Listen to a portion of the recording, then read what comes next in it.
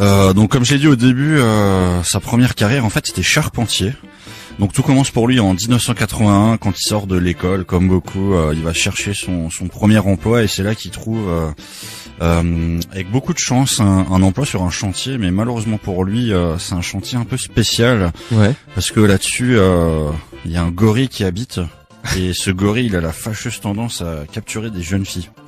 C'est pas sympa le gorille. Jusque là, allez, on va dire rien de très palpitant pour notre jeune charpentier. Le seul problème, c'est qu'un jour, le gorille capture une fille qui s'appelle Pauline et comme par hasard, c'est l'ami de ce charpentier. Donc lui, il décide de venir la sauver et donc il va commencer à devoir passer des étapes, se prendre des boules de feu, se prendre des tonneaux dans la tête pour pouvoir partir à sa rescousse. Et au final, il va y réussir. Donc ça se passe en 1981. Comme vous l'aurez compris, le charpentier, en fait, il s'agit de Jumpman, qui est le nom de notre héros, bien que au moment de sortir de l'école, on l'appelait encore Vidéoman, mais bon, ça lui plaisait pas et comme de toute façon il passait son temps à sauter, il a décidé de changer de nom et le gorille en question c'était Donkey Kong. Ah, donc voilà un nom. Voilà. Quelque Donc chose. 1980 Donkey Kong, il y a un petit bonhomme qui s'appelle Jumpman qui fait sa première apparition et ce petit bonhomme en fait, il a beaucoup de chance parce qu'en 1982, il y a un gars qui s'appelle Shigeru Miyamoto qui travaille dans une petite entreprise de l'époque, je sais pas si tu connais Nintendo. Ah, un petit truc qui lui propose en fait de reprendre son rôle dans une seconde édition qui celle-là s'appellera Donkey Kong Junior. Ouais. Donc 1982 Donkey Kong Junior et ce coup-ci plutôt que ce soit le gorille qui capture des filles, il propose carrément à Jumpman que ce soit lui qui capture le gorille et en fait que ce soit donc Donkey Kong Junior, le fils de Donkey Kong, qui vienne sauver son père. D'accord. Donc ça c'est ses débuts quoi et entre temps en fait Shigeru il lui propose un truc, c'est carrément de revoir sa garde-robe, met une moustache, met une salopette, met des gants blancs, met une casquette pour que tu sois beaucoup plus visible. Ouais. Et donc ce jeu marche super bien et c'est à ce moment-là que le jeune charpentier se dit tiens, et si j'essayais d'aller voir plus loin, et si donc toujours avec Shigeru bien sûr, et si on essayait de me trouver mon propre rôle. Et donc pour l'occasion, là il est rebaptisé Mario en 1983. Donc jusqu'ici là c'est toujours appelé Jumpman. Ouais, là c'est Jumpman 1981, 1982, 1983 là il devient Mario et Shigeru c'est un peu comme pour ceux qui regardent le catch, des fois en fait on te sort un personnage comme ça qui devient ton frère. Et là il lui dit tiens tu vois ce mec il s'appelle Luigi, ça va devenir ton frère. Okay, donc tu choisis pas ta famille quoi. Voilà, donc à ce moment-là il se retrouve affublé de Luigi son frère et tous les deux en fait ils sont projetés dans donc le premier Mario Bros sur arcade. Donc Luigi qui ressemble physiquement à Mario sauf qu'il est un peu plus grand, au niveau des couleurs c'est du vert et pas du rouge. Ouais. Et donc voilà ils sont projetés donc dans le premier Mario Bros. Celui-ci va se passer en fait au niveau du sous-sol avec des canalisations etc. Et c'est pour ça en fait que de charpentier il passe à plombier. D'accord.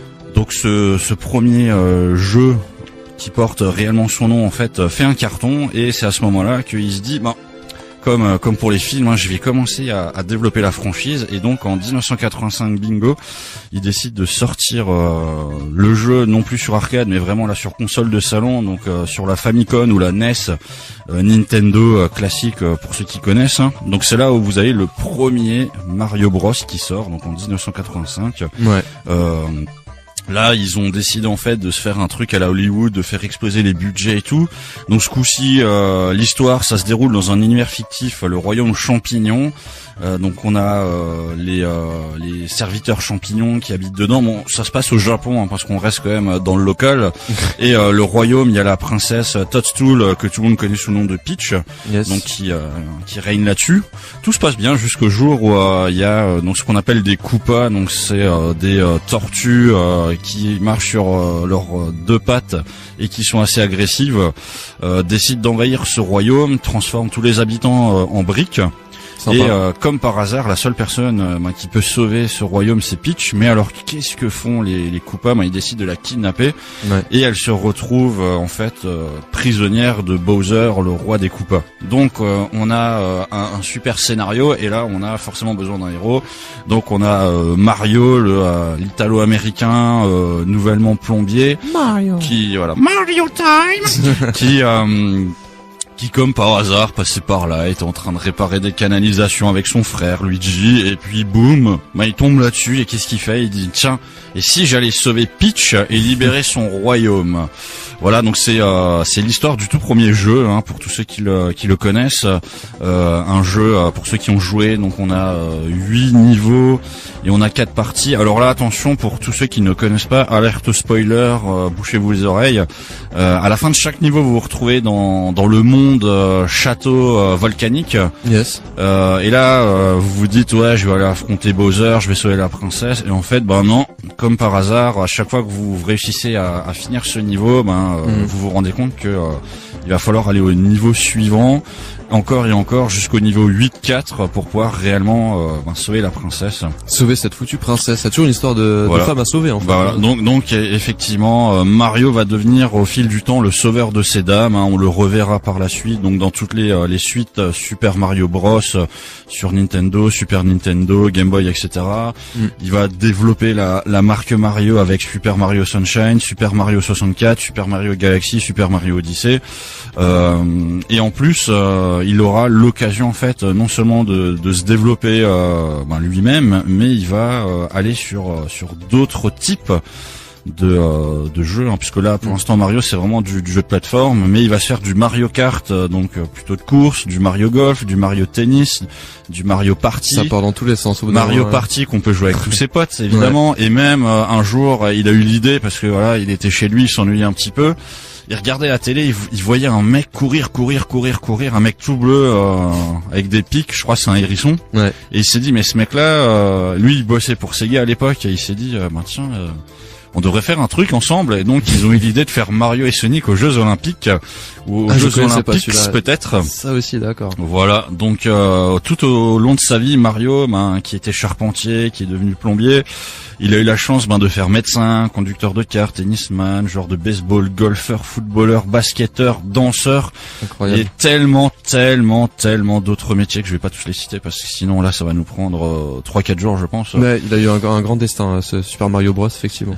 Tout à fait, ouais. Et d'ailleurs Mario c'est la licence la plus vendue de l'histoire du jeu vidéo, avec 195 millions d'exemplaires, donc cartouches, CD et autres. Ouais. Donc ça c'est uniquement on va dire avec son nom, et on peut monter jusqu'à 450 ou plus. Ouais. Ça c'est quand tu rajoutes les Mario et Sonic. Il y a les Smash Bros mêlés aussi, après voilà, c'est pas que Mario. Les Smash Bros. Si on rajoute en fait tout où il apparaît, on dépasse les 500 millions.